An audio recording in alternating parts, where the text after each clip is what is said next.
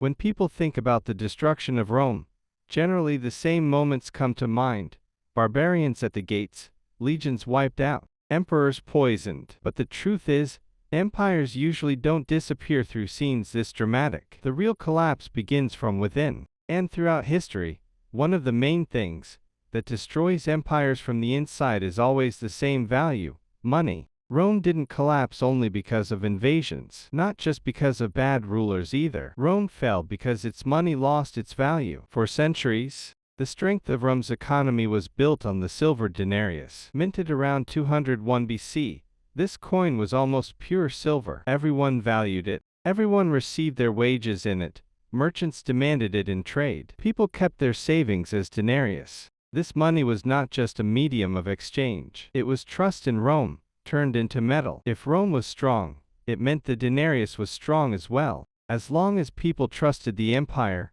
they trusted the denarius. But as the empire grew, its expenses grew too. People's wages, defending the borders, roads, aqueducts, endless wars. By the 2nd century AD, Rome was struggling on every front. Taxes had increased heavily, and the rulers had to choose a path. Instead of collecting even more taxes from the people, they changed the content of the money. The denarius looked the same and carried the same name, but the amount of silver inside it kept decreasing. In the time of Augustus, the denarius was about 95% silver. During the reign of Cracalla, it fell to 50%. By the time of Gallienus, it dropped to below 5%. So a coin that was once silver had turned into a piece of copper thinly coated with silver. People noticed this, and trust slowly disappeared. Prices began to rise. Grain that could once be bought for 1 denarius now cost hundreds. People said their wages were no longer enough. Merchants refused to accept this money. They demanded gold and tried to return to barter. As money lost its reliability,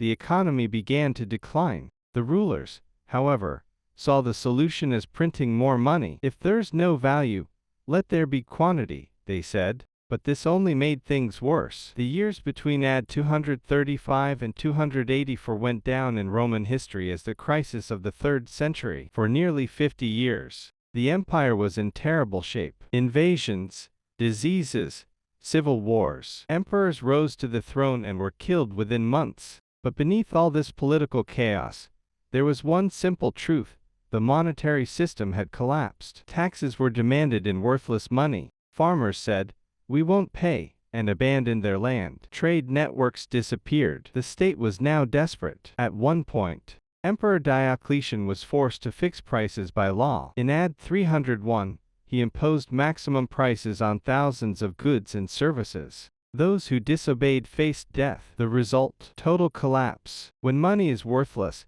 fixing prices on paper doesn't work. The black market grew, and official trade practically stopped. Everyone understood this.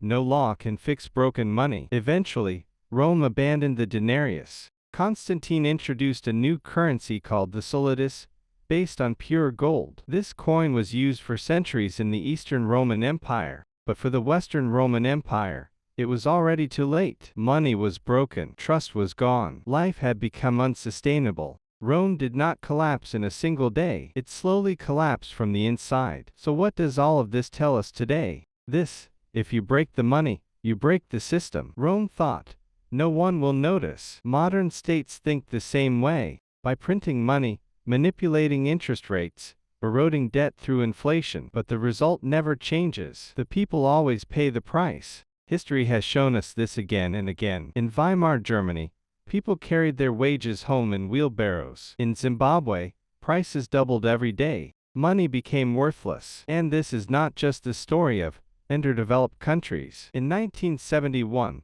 the US dollar cut its tie to gold. From that day on, the dollar became a currency based entirely on trust. Debt increased, money supply exploded. $1 today buys far less than it did 50 years ago. The money looks the same, but its inside has been emptied. Governments call this economic growth. They present rising wages as prosperity. They use stock markets as a sign of wealth. But most people don't even own stocks. The difference today is this: everything is global. The next crisis won't be limited to a single country. It will spread in waves. And once again, those who suffer the most will be people living on wages, retirees, and those who keep their savings in cash. Rome reminds us of this.